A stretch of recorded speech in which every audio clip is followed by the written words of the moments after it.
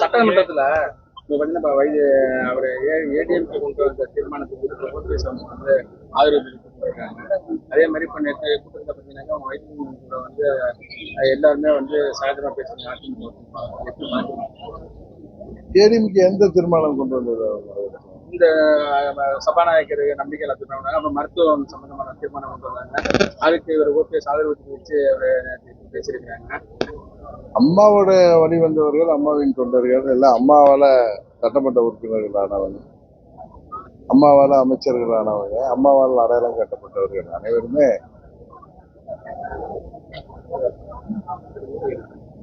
ஒன்றாக இருப்பதுல ஒன்றும் ஆச்சரியமான விஷயம் இல்லை.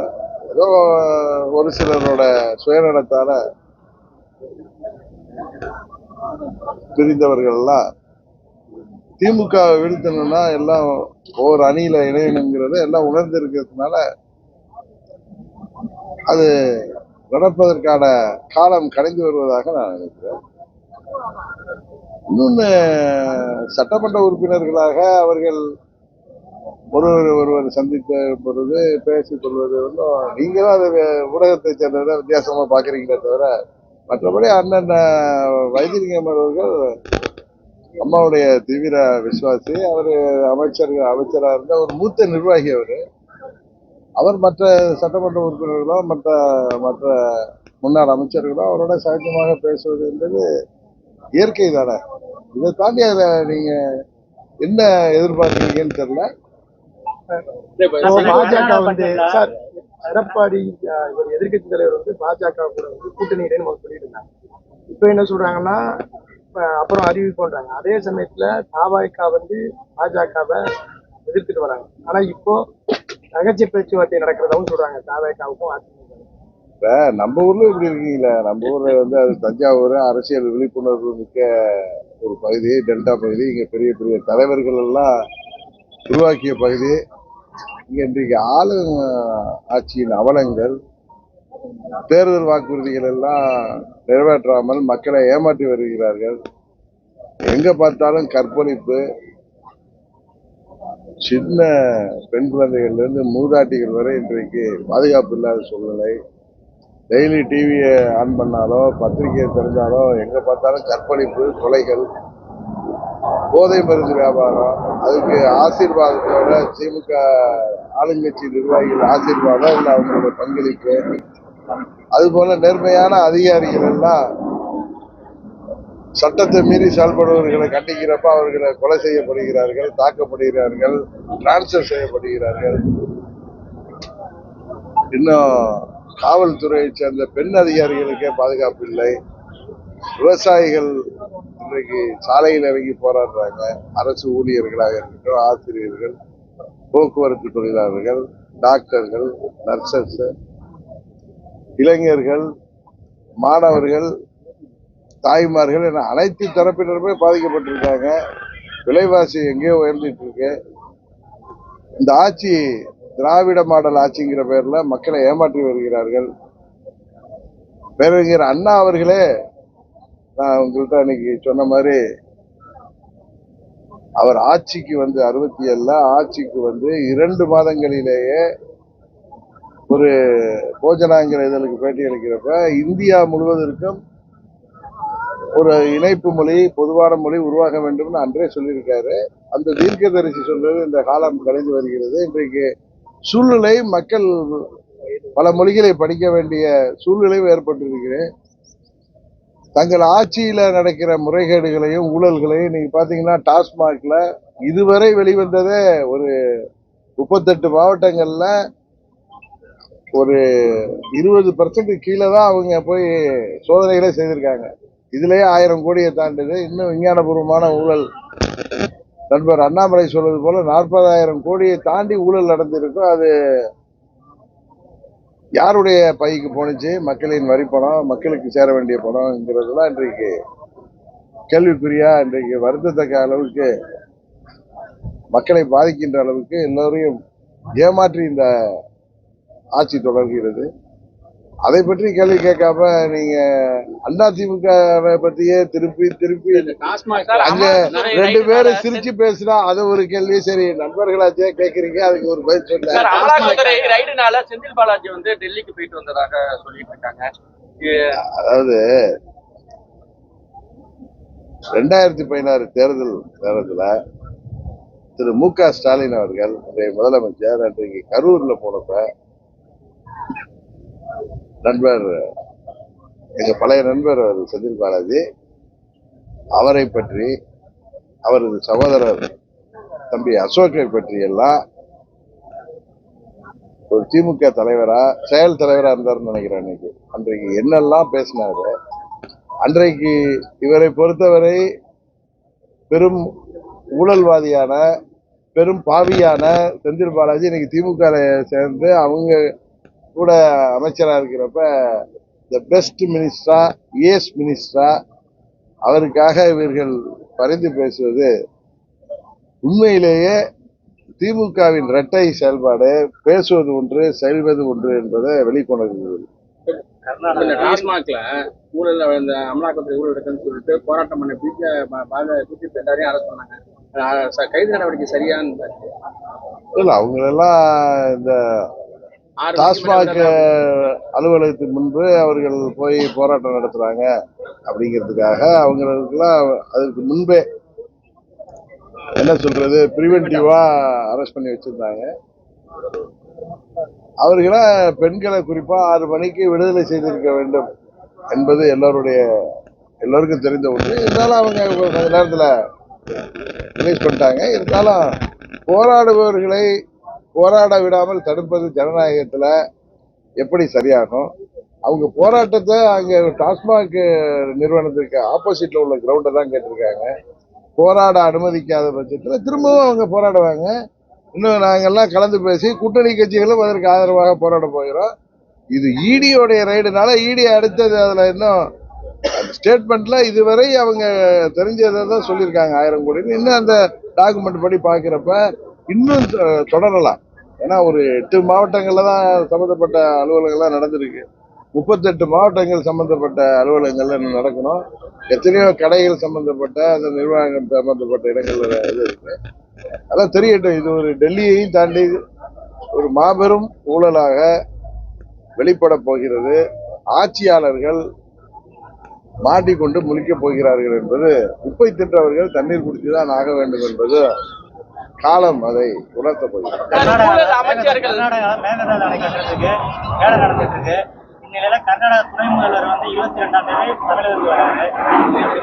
அதான் நான் அன்னைக்கே சொன்னேன்ல,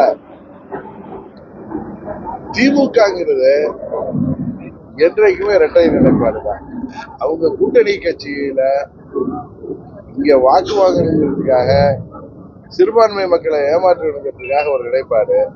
இன்னைக்கு அவர் டி.கே. சிவகுமார் தான் அந்த அணை கட்ட வேண்டும், தமிழ்நாட்டின் ஜீவாதாரத்தை பாதிக்கின்ற, வேட்டு வைக்கின்ற, தமிழ்நாட்டை பாலைவனமாக்கக்கூடிய செயல்பாட்டில் சட்டத்தை மீறி செயல்படக்கூடிய ஒரு நடவடிக்கைக்கு காரணமாக இருப்பவர் டி.கே. சிவகுமார். அந்த ஆட்சியாளர்கள், அவர் சித்தராமையா இருக்கட்டும், அதை திருமதி சோனியா காந்தி அம்மையார் மூலம் அதை தடுத்து விட்டு அவர்களை என்கரேஜ் பண்ற மாதிரி இங்க இவங்க டீலிமிட்டேஷன் கூட்டத்துக்கு கூட்டி இருப்பது இவர்களுடைய திமுகவின், குறிப்பாக திரு ஸ்டாலின் அவர்களின் உண்மை முகத்தை வெளிக்காட்டுகிறதா? சார், முன்னாள் எதிர்கட்சி தலைவரா ஸ்டாலின் இருக்கும் போது என்ன சொன்னாருன்னா, அமைச்சர்கள், அதாவது அவங்க மேல ஊழல் இருக்கும் பட்சத்துல சிறப்பு நீதிமன்றம் அமைத்து அவர்கள் மீது தண்டனையை வாங்கி தரப்படும் சொல்றாங்க. இப்ப சிஎம் இருக்காங்க, அதை பத்தி அவர் இது அரசியலுக்காக அம்மாவின் தொண்டர்களை, அமைச்சர்களாக இருந்தவங்களா, ஆட்சி பொறுப்புல இருந்தவங்கள பிரித்தாள்வதற்கு ஒரு வழியாக தான் பயன்படுத்துறாரு. அதான் முன்னாள் அமைச்சர்கள் மீது சொன்னாரு. அதான் மத்திய அரசாங்கம் இன்னைக்கு செந்தில் பாலாஜி மேல நடவடிக்கை எடுக்குது. ஆனா இவர் அவர் அமைச்சராக்கி வச்சிருக்காரு. இன்னும் சொல்ல போனா பழனிசாமி மேல அவர் வழக்கு போடாத காரணமே, பழனிசாமி வழக்குகளுக்கு பயந்து கொண்டு, குறிப்பா அந்த கொலை கொள்ளை கொடநாடு வழக்குக்கு பயந்துட்டு, அவர் மேல ஊழல் வழக்குகளுக்கு பயந்து கொண்டு திமுகவின் எண்ணத்தை நிறைவேற்றுவதற்கு போல இரட்டை இலையை இன்றைக்கு திமுகவின் வெற்றிக்கு மறைமுகமாக பயன்படுத்தி வர்றார். அதனாலதான் அவர் தேசிய ஜனநாயக கூட்டணியிலிருந்து வெளில போனாரு. அங்கு உள்ள எனக்கு தெரிஞ்சு 90% மேல் உள்ளவர்கள் எல்லோரும் அம்மாவின் தொண்டர்கள் அனைவரும் ஓர் அணியில் இணையணுங்கிறத அவர் தடை போட்டு வர்றாரு. இன்னும் சொல்ல போனா தேசிய ஜனநாயக கூட்டணியில இணைகிறதையும் அவர் தடுத்து வர்றதுக்கு அவர் ஒருவரை தான் இல்ல அவரை சேர்ந்த ஒரு சிலர் தான் இன்றைக்கு காரணமாக இருக்கிறார்கள் என்பதற்கு அடிப்படையை இந்த வழக்குகள்ல மாட்டிக்கொள்வோங்கிறது தான். அதனால இந்த முன்னாள் அமைச்சர்கள் மீது நாங்கள் தனி நீதிமன்றம் அமைத்து வழக்கு தொடர்வோம் சொன்னது திமுக தனது ஆட்சியை தக்க வைத்துக் கொள்வதற்கும் அம்மாவின் கட்சியை பிரித்தாழ்வதற்காக தான் என்பதுதான் உண்மை. 2026 கொலை குற்றவாளிகளை வந்து சுட்டு பிடிக்கிறாங்க காவல்துறை. நேற்று கூட ஒரு இடத்துல சுட்டு பிடிச்சிருக்காங்க. கடுமையான குற்றம் நம்ம பார்த்தோம். அது ரவுடியாவே இருக்கட்டும், அந்த வண்டியில போன ஜான் அதை பார்த்தா நமக்கெல்லாம் அது யாருன்னு தெரியாதப்ப பார்த்தப்ப நம்மலாம் பதறிட்டோம்.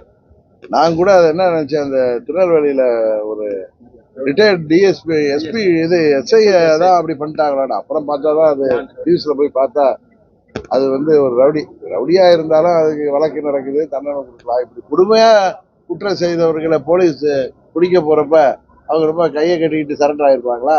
காவல்துறை அவங்க சரண்டர் ஆக சொல்லியிருக்கலாம். தற்காப்புக்கு அவர்களை சுட்டுதான் பிடிச்சிருக்கணும்.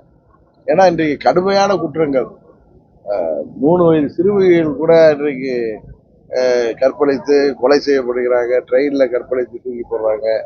என்னமோ நம்ம தெலுங்கு படத்திலையும் ஹிந்தி படத்திலையும் பார்க்கிற கொடுமையான சம்பவங்கள்லாம் இன்றைக்கு தமிழ்நாட்டில் இந்த போதை மருந்து கலாச்சாரம் பெருகினதும் கூலிப்படைகள் அதிகமாகி நடக்குது. கூலிப்படைகள் பண்ணதான் காவல்துறை அவர்களை தடுக்கும் பொழுது இது போன்ற நான் ரைட்டுன்னு சொல்லலை, பட் இது போன்ற சம்பவங்கள் தவிர்க்க முடியாது என்பதுதான் எனது கருத்து. இந்த 2026 தேர்தலில் எடப்பாடியை ஒதுக்கிட்டு பாக்கி அனைத்து நிர்வாகிகள் ஒன்று சேர்ந்து உங்க தலைமையிலயோ அம்மா சின்னம்மா தலைமையிலயோ நாங்க வரோம் அப்படின்னு சொன்னா நீங்க என்ன மாதிரி யூகத்துக்குலாம் நான் பதில் சொல்லல. என்னுடைய நான் திரும்ப சொல்றது, அம்மாவின் தொண்டர்கள் அனைவரும் ஓர் அணியில இணைதான். இது நாங்க ஏதோ பலவீனமாக இருக்கோம் அவங்க எல்லாம் வரணுங்கிற எண்ணத்துல சொல்லல. உங்களுக்கு தெரியும் 2019 நாங்க தனியாவே நின்று தேர்தல் களத்தை சந்தித்தோம். 21 நாங்க திமுக வீழ்த்தணும்னா எல்லாரும் ஒன்றிணையணும், ஒரே அணியில வரணும்னு என்கிட்ட முக்கிய நலம் விரும்பிகள் டெல்லியை சேர்ந்து சொன்னப்ப அதுக்கு நான் ஒத்துக்கிட்டு, நான் என்னை கண்டா பழனிசாமி பயப்படுவாரு, அதனால ஏன்னா எங்களுக்கு அவர் செய்த தவறுகளால் எங்களை சந்திக்கவே பயப்படுவாரு, அதனால நான் தேர்தலில் கூட நிக்கல, ஆனா எங்க கட்சி போட்டியிடும் சொன்னேன். அப்பயும் பழனிசாமி தான் அதுல பின்வாங்கினது. அதனால இன்றைக்கு நாங்கள் தனியாக போட்டிட்டோம், தைரியமாக போட்டிட்டோம். எங்க கூட தேமுதிக தான் கூட்டணி இருந்துச்சு. அதனால அம்மா மக்கள் முன்னேற்ற கழகம் என்பது அம்மாவின் கொள்கைகளையும் லட்சியங்களையும் தொடர்ந்து கொண்டு செல்வதற்கான இயக்கம். அம்மாவின் உண்மையான ஆட்சியை கொண்டு வரணும், அம்மாவுடைய கட்சியை மீட்டெடுக்கணுங்கிறது தான் எங்களுடைய இலக்கு. அதற்காக எங்க கூட இருக்கிற நிர்வாகிகளும் தொண்டர்களும் அதற்காக எங்கள் இலக்கை அடையும் வரை தொடர்ந்து போராடக்கூடியவர்கள் தான் எங்களோட இருக்காங்களே தவிர, சுயநலத்துல சுயலாபத்துக்காக இருந்தவங்களாம் எங்களை விட்டு ஓடிட்டாங்க. இப்ப வடிகட்டிய அக்மார் தொண்டர்கள் தான் என்னோட இருக்காங்க. அதனால நாங்க சொல்றப்ப அதை நீங்க யாரும் கேள்வி நீங்க தான் கேட்குறீங்க. அம்மாவின் தொண்டர்கள் அனைவரும் ஒன்றிணைந்தால் திமுகவை வீழ்த்துவதற்கு எளிதாக இருக்கும். அம்மாவின் ஆட்சியை மீண்டும் கொண்டு வருவதற்கு தேசிய ஜனநாயக கூட்டணியுடன் நாம் மீண்டும் எல்லாரும் ஒன்றாக இருந்து செயல்படணும் தான் எங்க கருத்து. இப்ப செங்கோட்டையன் உள்ளிட்டவங்க எல்லாம் இப்ப கருத்து வேறுபாடு இருக்கு எடப்பாடி பழனிசாமி. ஆனா சசிகலா அவங்க என்ன சொல்றாங்கன்னா, அதிமுக அனைவரும் ஒன்றிணையணும், ஒன்றிணைஞ்சாதான் அதிமுக காப்பாற்ற முடியும் அப்படின்னு சொல்றாங்க. இந்த 2026 தேர்தல்ல யார் தலைமையில அதிமுக இல்ல தேர்தலை சந்திக்கும்? அதிமுக அம்மா இருந்த யாரெல்லாம் அந்த இயக்கத்துல இருந்தவங்க இல்ல அதுக்கு முன்னாடி அந்த இயக்கத்துல தொண்டர்களாக இருந்து இன்றைக்கு வெவ்வேறு காரணங்களாக வெளியில இருக்கிறவர்கள் அனைவரும் ஓர் அணியில இணையணும். இதுல யார் தலைமையிலங்கிறத தொண்டர்கள் முடிவு செய்வார்கள். இதுல போய் ஏன் தலைமையா உன் தலைமையா அப்படின்னு யாரும் அதுல போய் கௌரவம் பார்ப்பதோ அது ஒரு சரியான செயலா இருக்காது.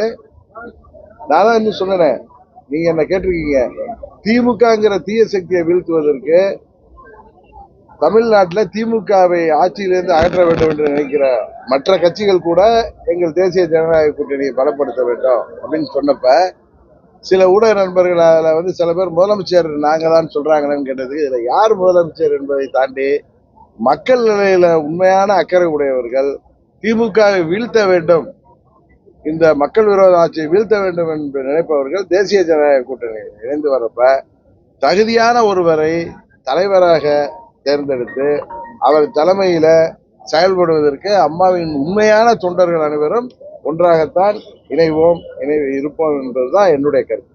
டாஸ்மாக் அலுவலகத்தில் கைப்பற்ற ஆவணத்தையும் சட்டவிரோதமா அறிவிக்கணும்னு சொல்லிட்டு இன்னைக்கு தமிழக அரசு போட்டுட்டு இருக்காங்க. அதாவது டாஸ்மாக் அலுவலகத்துல அமலாக்கத்துல அத்தனை நுழைஞ்சிருக்காங்க. இது சட்டத்துக்கு பிரமாணம். கோர்ட்டுக்கு போட்டோம், கோர்ட்டு என்ன சொல்லுது, நீதிமன்றம் என்ன சொல்ல வருதுன்னு வெயிட் பண்ணி பார்ப்போம். 11 மணிக்கு வருது, 19வது வழக்கு அடிக்கிறாங்க. அதாவது சீஃப் செக்ரட்டரியேட்லயே போய் அமலாக்கத்துறைக்கு அதிகாரம் இருக்கு ஒரு இதை விசாரிக்கிறதுக்கு. அவர்கள் இன்னொருத்தர் கம்ப்ளைண்ட் இல்லை, அவங்களுக்கு கிடைத்த ஆவணங்கள் அடிப்படை எந்த ஒரு போலீஸே எங்க வேணாலும் போலாமே இல்ல, போலீஸே நினைச்சாலும் அமலாக்கத்துறைக்குள்ளார போகலாம். ஆனா போலீஸ் தமிழ்நாடு அரசு கண்ட்ரோல்ல இருக்கிறதால போக முடியல தவிர அமலாக்கத்துறை ஒரு இண்டிபெண்டன்ட் பாடி. அவர்கள் அங்க முறைகேடு நடந்திருக்கு அப்படிங்கிறது நிறைய வெட்ட வெளிச்சமா அந்த டாஸ்மாக் கடையில வேலை பார்க்கிறவங்களே பேட்டி கொடுக்குறப்ப, இது அவங்களே சுமோட்டாவா அந்த கேஸ் எடுத்துட்டு போறப்ப நீதிமன்றம் போகட்டுமே, நீதிமன்றம் என்ன சொல்லுதுன்னு நம்மளும் அதை பார்ப்போம்.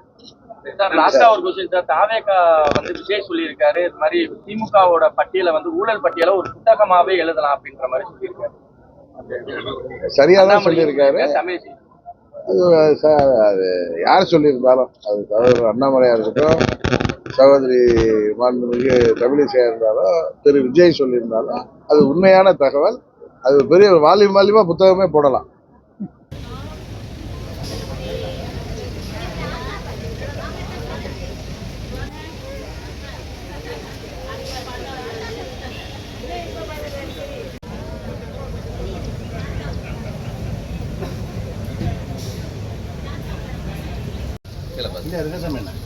வாங்கண்ணே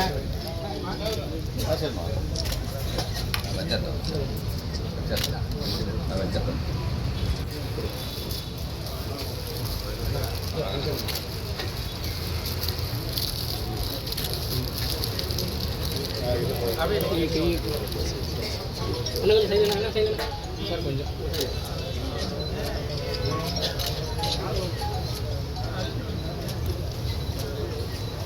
பின்னாடி